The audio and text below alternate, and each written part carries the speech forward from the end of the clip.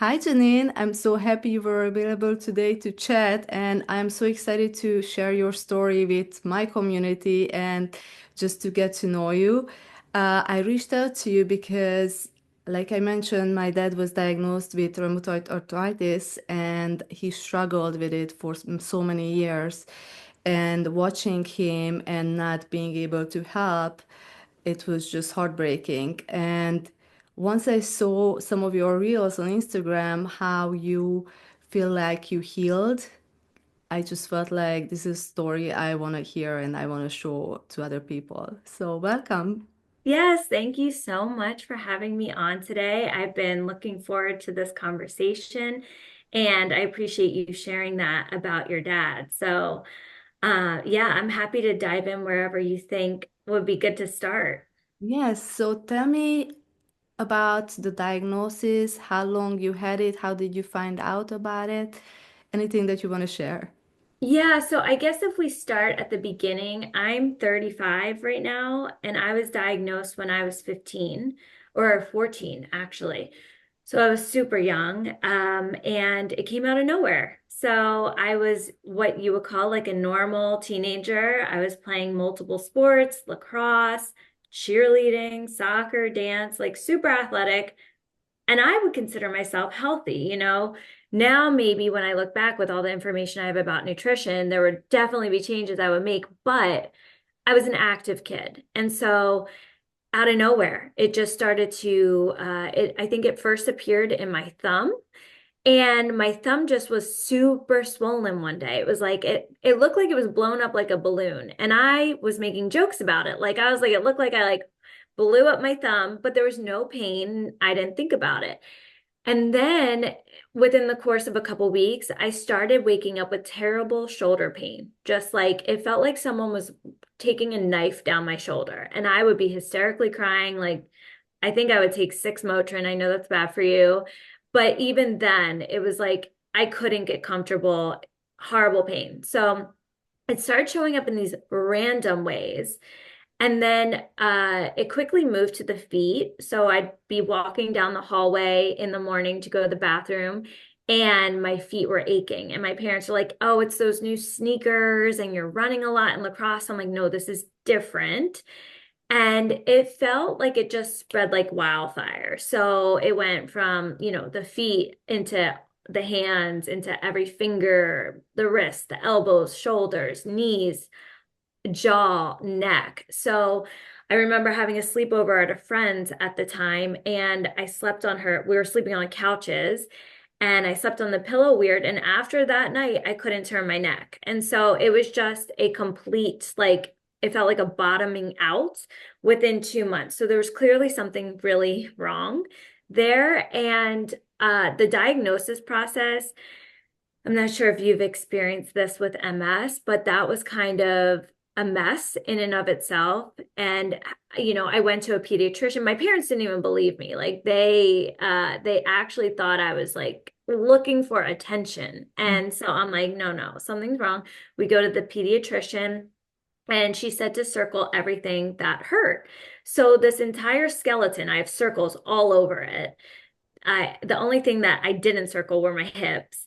And so I go in to see her, and coincidentally, around the same time, I had stress fractured both my shins.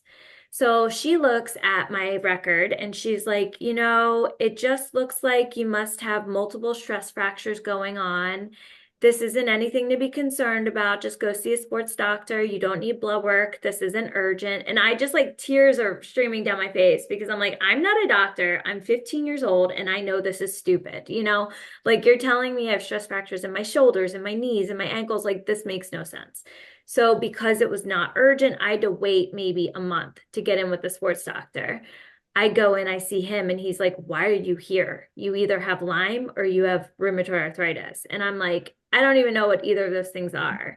So he ends up testing me, and then they confirm rheumatoid arthritis. And so that was the start of my journey.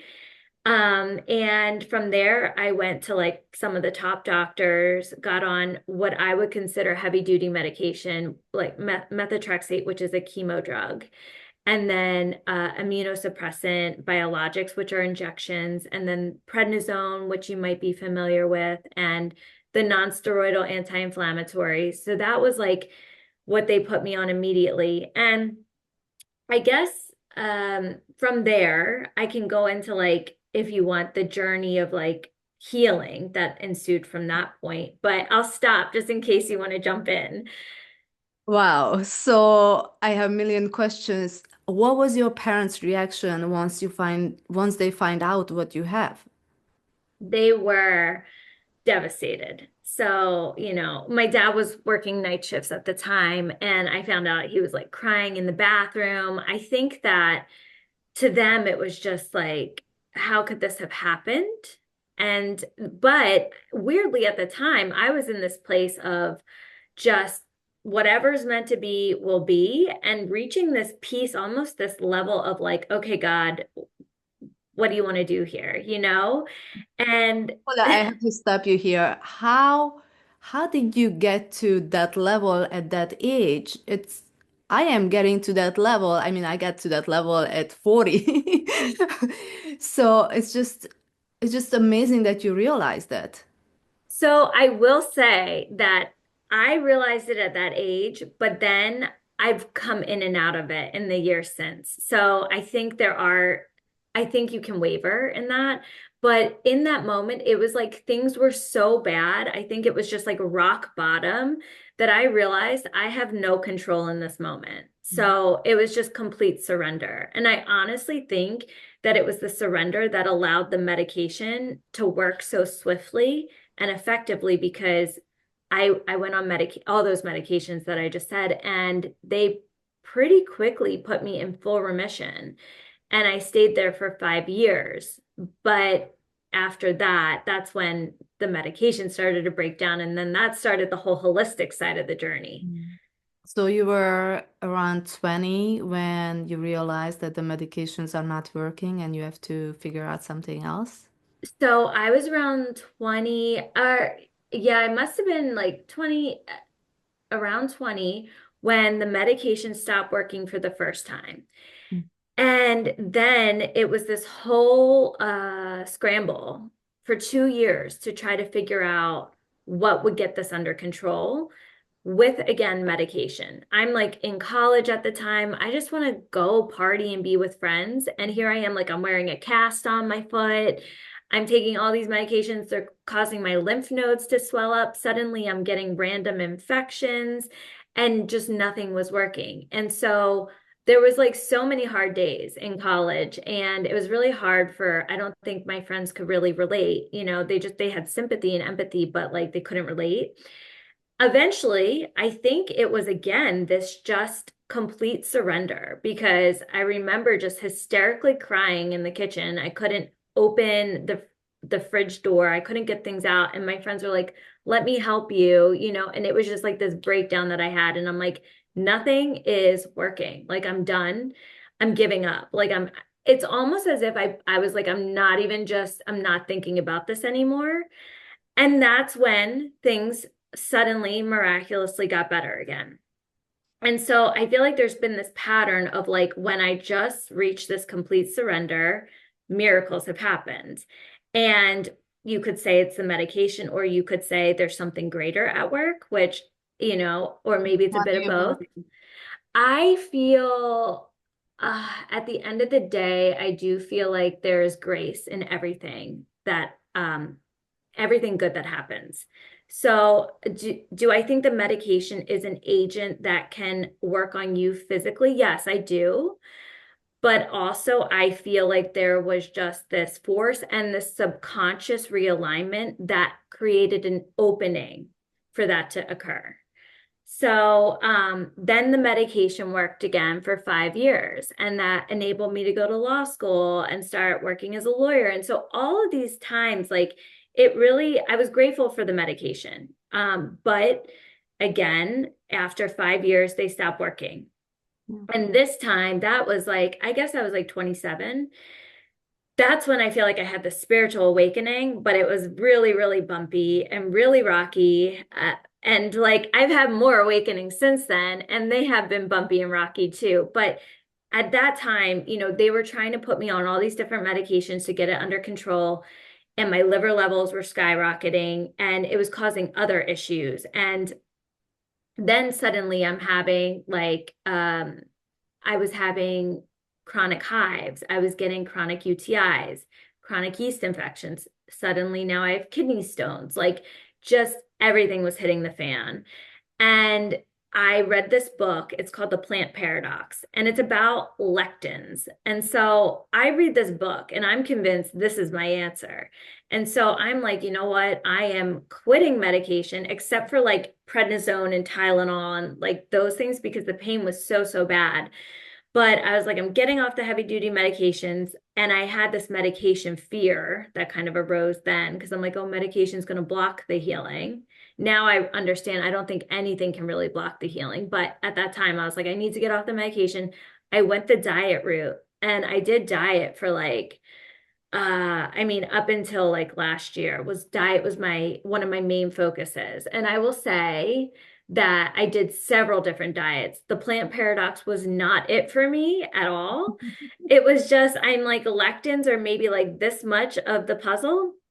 But then I went vegan and then I did, I don't know if you know medical medium, but I was doing the celery juice and the heavy metal detox smoothie. And then It's so interesting. Like I read the Walls Protocol. That was the first one because that's very MS related. And then I read the Plant Paradox, and then I read the Medical Medium. Like I read all these books because all of them are about autoimmune disease and how to heal from that. So what's the next one you read? I'm very curious. So yeah, medical medium, I got worse on that, significantly worse. So then I did like a full Why? 180. Why do you think? Was it because detoxing? Because they say that when you start detoxing and medical medium is all about detox, your body is first it gets worse before it gets better. I mean, I was doing it for a year and 3 months, and I just felt like declining more and more. And I don't necessarily want to blame the medical medium protocol itself. It could have also been that I was in a toxic relationship. You know what I mean? And it was COVID, and I'm living with this person. And so it could have been that. But I will say that when I was doing the medical medium protocol, I think personally that my blood sugar was very up and down. So I would have my smoothie and then I'd be like, oh my God, I'm like knocked out by noon. Like I need a nap. And when I started to do that stuff, there are people who will say, oh, it is just detox, but at the same time, my skin was just like breaking out like crazy. And I think that was leading to more turmoil within me. So it was too much at the time. And then I ultimately did a 180 and went carnivore. So like meat only. And that was like a really rough, rocky transition. Like I wouldn't recommend anyone to go like 0 to 100 like that. And it did come with a lot of like, the keto flu and the symptoms that will arise when you do go on a low carb or no carb diet. And so it created more symptoms at first for me. And then eventually over time, it was amazing for my joints going carnivore. The only thing is though that for me, I gained a lot of weight on it and other things were affected, like bowel movements. And so I was not having regular bowel movements. People in the carnivore community will be like, you don't need to worry about that. I don't know. It didn't fully sit with me. So between the weight gain and just feeling a little more like, even though my joints felt so good, I looked inflamed. So, and it brings me joy to strength train. They will say if you're on carnivore, oh, you got to be worried about cortisol and maybe you shouldn't do so much strength training. So there were just certain things that felt like it wasn't a complete fit for me, at least at the time. So now I'm more on it's animal based, but I have fruits, I have some vegetables, I'll have some potatoes and some rice. And I'm still figuring out what exactly is my ideal diet. But throughout the whole diet saga, I guess, I mean, years, like 7 years of just focus on diet. And then I got into parasites and coffee enemas and all of the other things that you can get into. I got into that as well. And circadian rhythm, which I actually think circadian rhythm is a huge, like a keeper, with blocking blue light and this and that. But through all of this, what I have found, my focus is now on the subconscious mind. And so that for me has been like the biggest needle mover. But I will say it's more of a long game. Like you're not just going to reprogram your beliefs overnight, or you're not just going to change necessarily your identity overnight. And so, in the meantime, doing the diet or doing the circadian rhythm or whatever works for you, whatever that is, then like that's great because I feel like it can be really hard. Even it could be medication, it can be really hard to shift your beliefs when you're in such pain or such suffering. So if there's something that you can find that provides that bridge for you, it almost creates this pathway, this grace or this opening in which you can operate to then work on the underlying beliefs. Yes. I completely agree. It's almost like diet is the first thing you can go after when you get diagnosed because that's the easiest to change. Like you can stop eating. It's hard to change the mindset. The mindset is like you have to, like you said, you have to train. It's not happening overnight to rewire entirely to forget your old beliefs. But this is why we are having this conversation, like awareness and making people realize that it's so important to know that there is more than diet. And I realized that in the last year that actually helped me move to the other side, be completely symptoms free. Diet Mm-hmm. helped me get rid of my symptoms, but sometimes they still came back when I was eating things that I shouldn't be eating. So Yep. I hear you. And another thing is when you are a perfect example, like you tried all these diets and there's no one diet fits everyone. And it's even if you find the right diet for you, you cannot be strict because I feel like that mentally destroys you.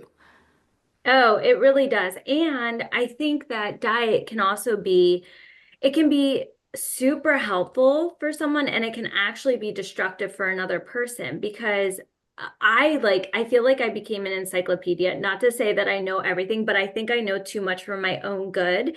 And when you learn so much about all these different foods, first of all, everyone has a conflicting opinion. Like this person over here is going to be like, you have RA, you have to go vegan. This person over here is going to be like, you have to go carnivore.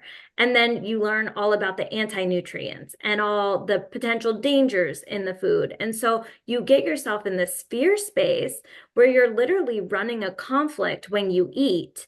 And so it's like your body, it's now your body doesn't just have to metabolize your food, but it's really having to metabolize your thoughts, if that makes sense. And so I think, like you said, it can be harmful at times when you are so restrictive. And is that sustainable?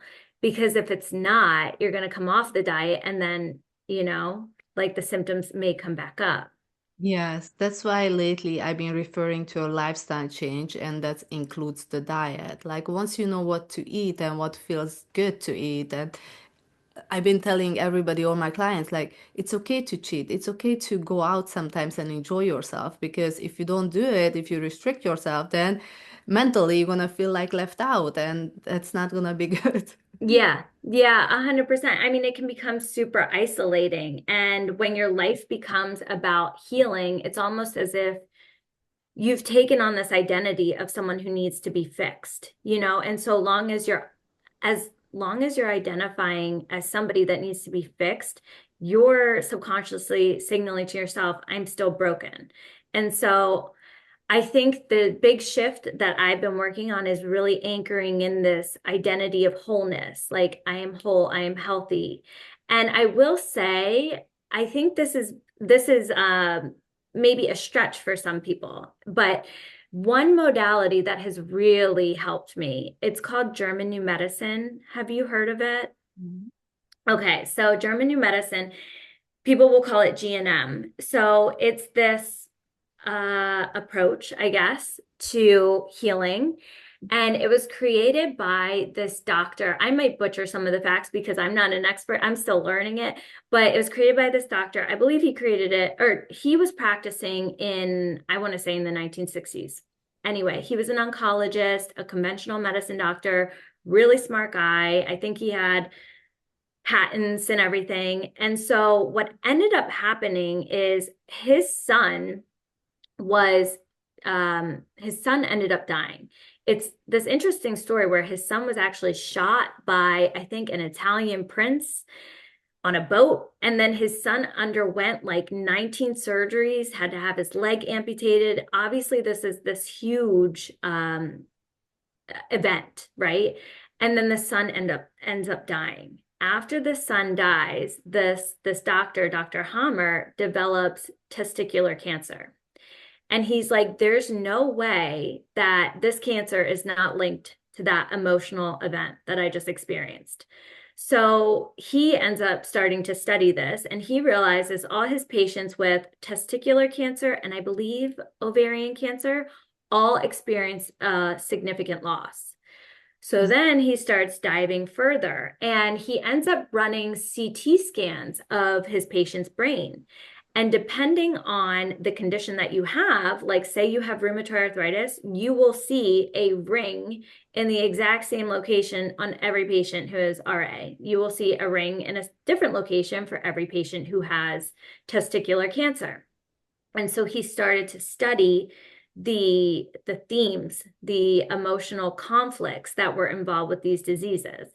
And so for me, so for rheumatoid arthritis, the conflict is a self-devaluation conflict.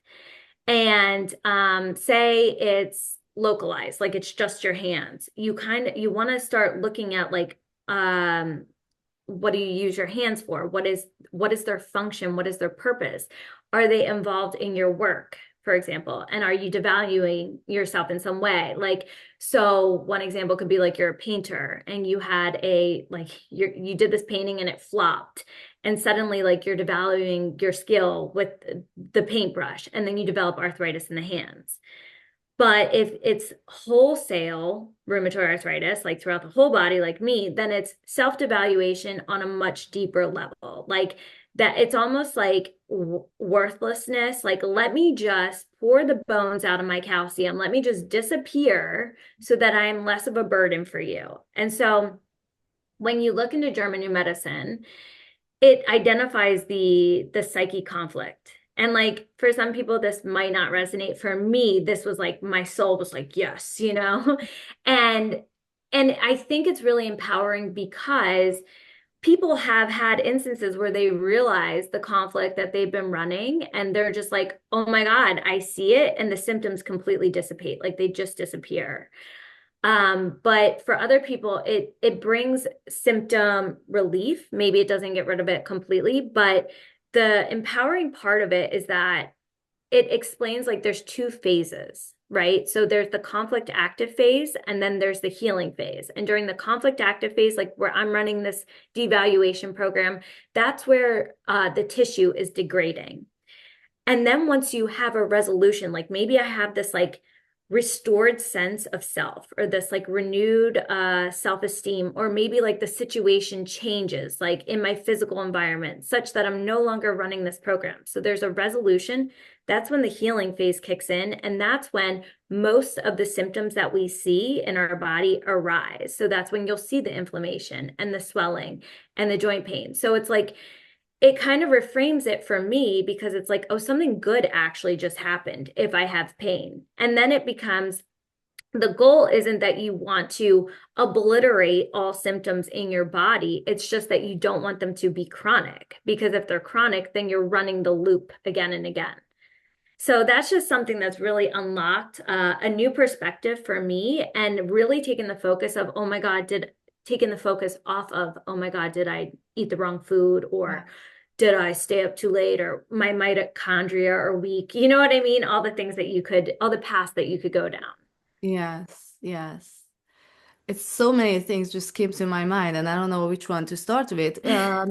But I moved to this country when I was 21, and 6 months later, my mom was diagnosed with cancer.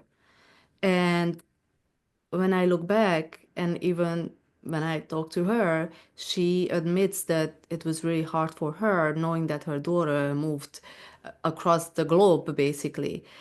And I blamed myself for years for causing her cancer. So Mm, interesting how the story that you shared, I truly believe that it has so many things. And I'm sure you heard about Mate Gabor, that he talks about past life trauma and the way we feel and the way we interpret things and the way we grow up. And we don't even know what's going on at age 5, but we could hmm.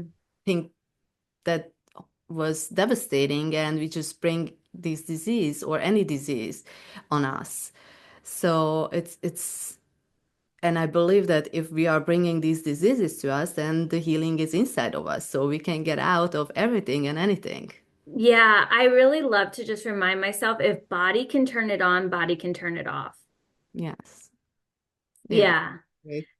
Yeah, everything that you had said, I mean, that really resonates. And it's one of the reasons why I've recently been guided. I just got trained a year ago, or yeah, a year ago, in a form of subconscious reprogramming.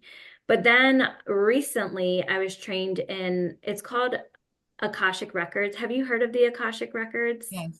Yeah, so I got trained in those, and it's so funny in reading the Akashic Records, but I guess you could call it more like a quantum reading. But I will have people come to me, and it's things that you wouldn't expect sometimes that are creating loops in their subconscious. And we will sometimes see their inner child, like their 2-year-old version of themselves or 7-year-old versions of themselves appear and be like, hey, like I'm feeling this way. And we ask them, well, what is it that you need? And there's this like reintegration that occurs. And like you were referring to Gabor Mate and how we're in a state of the theta brainwave from 0 to 7. So it's just, we are like straight open to subconscious programming during those ages. It's like we are in that hypnotic state. And so we've taken on things that right now today we may not realize are still lingering around, or like past lives will even come up, and to what extent people believe in that stuff. But I do. there's, yeah, there's been massive shifts for people who have looked into the past life, witnessed it. Oh my God, I really like recognize that feeling that I was experiencing in that past life. It's almost like it's on a loop in my mind. It's almost like an open tab in the background that I didn't realize until now. They see that and they're able to then shift into a new direction. So share us some of the ways that you were able to benefit from all this studying, and how was it working for you? So with the subconscious and the Akashic, is that what you mean? Yes. Uh, I mean, I have had, so I will say it's helpful when you are healing to have people do sessions on you, because it can be hard to work on yourself. You know what I mean? Like it's hard to see your own blind spots. So I have personally received a lot of subconscious reprogramming, and just like and this is an example that I use on people who come to me, but it's like getting us to recognize that body is always in a state of healing. Like if you fall down and you scrape your knee outside, you don't then go and look up what diet would be best to heal the wound. You don't like, oh, I got to sync my circadian rhythm to make sure that this heals. Like body already knows how to heal, and body automatically starts the process to heal that wound.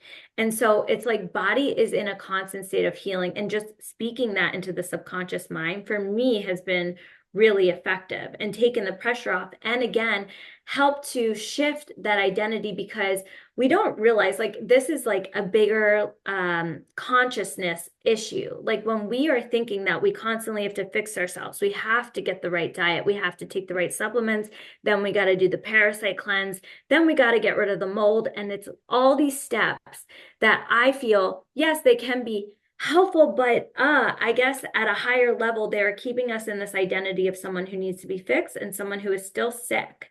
And so when we reprogram the subconscious mind to understand like healing's already occurring, healing is underway, bringing in the German new medicine perspective of actually symptoms are a sign that you just resolved something good just happened, and your body is responding exactly as it's designed to.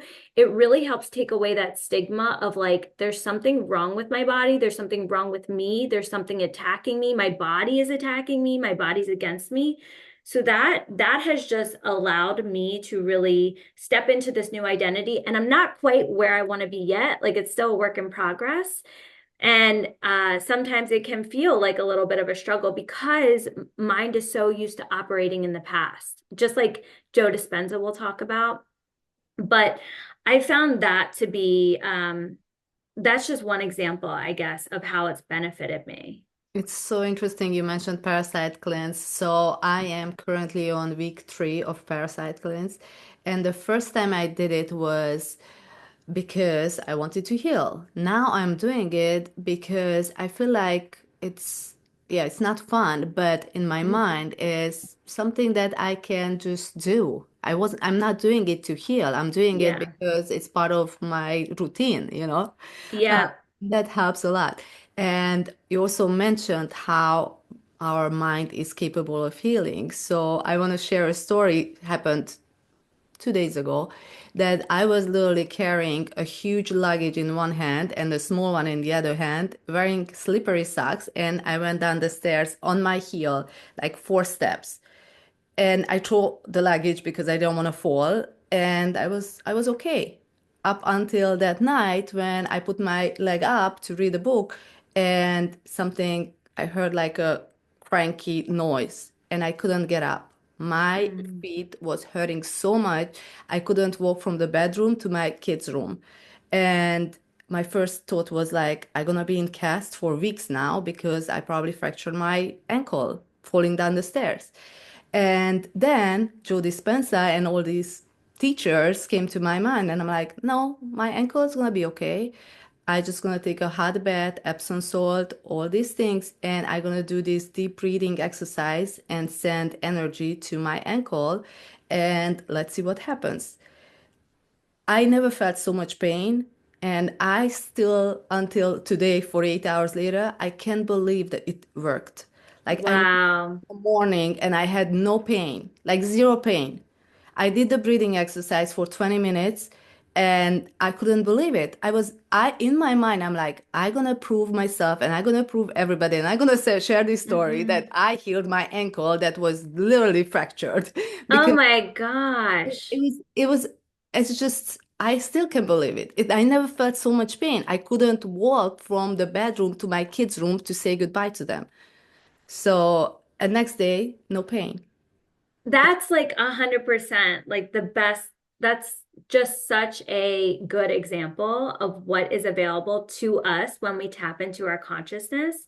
And it's really getting into this place of believing that I can do it. And you were like, I'm going to show to myself and to everyone that this is going to be okay. And it's like you saw it, you tapped into it, you sent healing energy. And, I do believe in God and grace and these healing powers that are assisting and working through us. Yes, that's all I did. That's all That's I, amazing. and I know I can tell that from your stories that you do that when you feel any symptoms in your body. Yeah, 100%. And I really try to not reach for something external, although like in the event that you have to, then it's okay. Like this is gradual stuff that happens over time, but the more that someone practices exactly what you just said, it's like the stronger you get in that skill. Yes. So, do you recommend any books for people to read or any programs to look up, or where can they find you, or just share more? Oh yeah, thank you. So I recently changed my Instagram handle. So now it's just at I am Janine Yaniak. And so I guess I'll give the spelling JANINEYANIAK. So that's my Instagram. And my Instagram's pretty new. So that's my main point of contact right now. And as far as books, I mean, for me, Do you still do research, or you feel like tell me more about your spiritual bumps that you mentioned before. I would say, well, the spiritual bumps, I feel like it's like layers of awakening. Like back in 2017, when I found the plant paradox, there was this thing within me that was like, oh my God, someone can heal this with diet. Like, whoa, I was told that you couldn't heal this, period. So that opened that door. But then after the diet thing came, I think then my world was blown open by like toxins and how much we're being poisoned and how there's these maybe bad incentives from certain industries. And then it was like blown up and like, okay, that's not, you're focused on the external still. You know what I mean? We need to bring it internally. And that's when I really got into manifestation and scripting what I want to experience and just seeing it and visualizing it, doing all these practices. And actually, like, I'm still going to keep that. But I feel like now this next level of awakening is kind of like, okay, the practices are great, but I don't even know that they're necessary. I'm going to do them because they make me feel better. But it is just taking on this identity of like, I am whole. Or maybe I have a teacher who she likes to say, like, I am a delightful child of God. And not in the way of like God is this father, but God is a principle. Like God is the source of life that's flowing through us and constantly wanting to bless us. And if I am an extension of that source, then what could say no to me? And so this is kind of getting to the teachings of Jesus. And I'm not religious.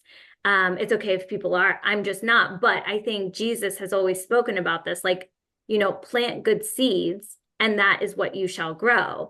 And so I'm coming into this level of, I think the most recent awakening is like, you need to step into this identity. Like, you are whole, you are complete, like, and stop engaging in the thoughts and the behaviors and the external seeking to try to fix something that isn't there. Like you're still engaging in the belief that it's real to an extent, that like this chronic illness is real. And we want to move into a place where you're just in a state of wholeness.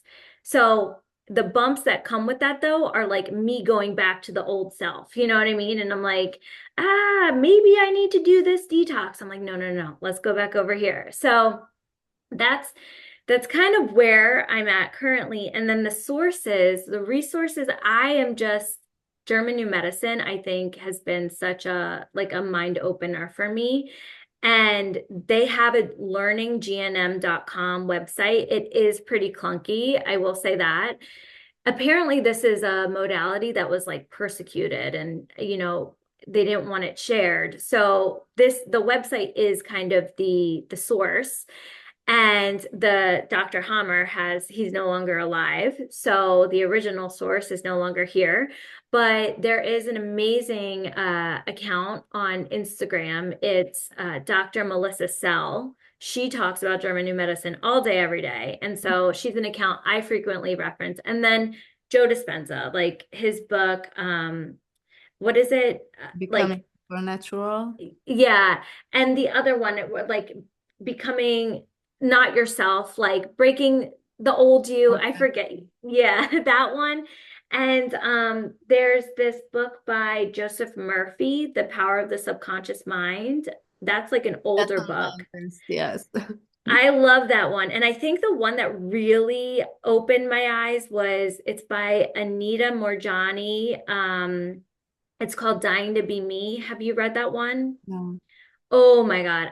That one is like, I love, love, love. And so she was someone who had, I don't know if I'm going to get the stages wrong, but I think it was like stage 4 cancer. She had a near-death experience and ends up healing in her near-death experience. So she was on the documentary, I think it was Heal, where Medical Medium was on and Joe Dispenza. But that book is like, I highly recommend. Thank you. Thank you. I have one more question. Do you think you had guides showing your path throughout these years, which way to go and end up here I and do. to the future? I do. I mean, when I'm doing the work in the Akashic, or even just going into what I call it my white room, but it's like a place where I go internally, like a sacred space where I can just connect to what I call the divine. I do have guides that step forward. And I feel like that's a whole topic in and of itself because spiritual discernment, like who are you allowing into your space? And that's been something that I've been practicing now for years. But I 100% I like to use my guides. I also think though that you don't have to use your guides. Like I think the guidance can come through if you just go inward and it's just going to appear. You're going to feel it or you're going to see it or you're going to know it. The reason I ask is because I know so many people feel lonely and feel alone and they think they have to do it by themselves. Mm, But no, you can truly ask your guides and they are there to show you a path. And sometimes it's just you have to go through hell like you did to get out on the other side and learn the lesson from it. 100%. I think there's lessons in everything that we go through. And I think that it can be showing us our level of consciousness and asking us to elevate to, like, I believe the path of rheumatoid arthritis is really the path of like stepping into your worth and your value. And I really think that all illness is asking you to up level your consciousness. And you don't have to do that alone. Like, I have guides. I mean, all sorts of guides appear. And back in the day, I'm like, what? People have dolphin guides? But now, like I'm like, okay, there's a variety of guides who show up for me, and it's very cool. And I like having that connection. Hmm. So one last question. How do you feel this disease? It's not even because you are overcome it already, but how do you feel this change you when it comes to relationships, family, people around you? So I just feel like the rheumatoid arthritis was a symptom of a larger picture that was going on. And I like there's this quote that the body is the outpicturing of the mind. The body is the 3D printout of your consciousness. And so when you're asking how has it changed relationships, when I was diagnosed with rheumatoid arthritis, like such the severe form, the pattern that was going on for me is I was dating narcissists. I was dating people who treated me like a doormat, who had no respect for me because internally I had no respect for myself. I had no self-confidence, even though I had gone to like one of the top law schools and graduated top of my class. I would be sitting at my desk every day being like, I'm an imposter. I don't even know how to write an email. Like, I hope no one notices me because God forbid they ask me to do something challenging, I'm going to fail. And so it was like my entire life was just like, let me just disappear into the background. And so I think the rheumatoid arthritis was simply just another extension of that. So it's not just, it wasn't just the RA, there was the narcissistic relationships and being treated like a doormat and having bosses that walked all over me and having friendships that were one-sided. And so it was like this whole picture for me. And since now going through a lot of the inner work that we talked about, it's like that stuff doesn't stand in my field anymore. Thank God. So But I'm sure now, you're attracting different humans in your life because correct. of that. Correct. Yeah. I mean, it's like an entire identity shift, like we were talking about, like it has been an upgrade in so many ways. And like you're 100% correct. Like the interactions that I have with people now, I'm like, they're respectful, they're balanced, they're easy, they feel good. Whereas in the past, it was not that. Mm, okay.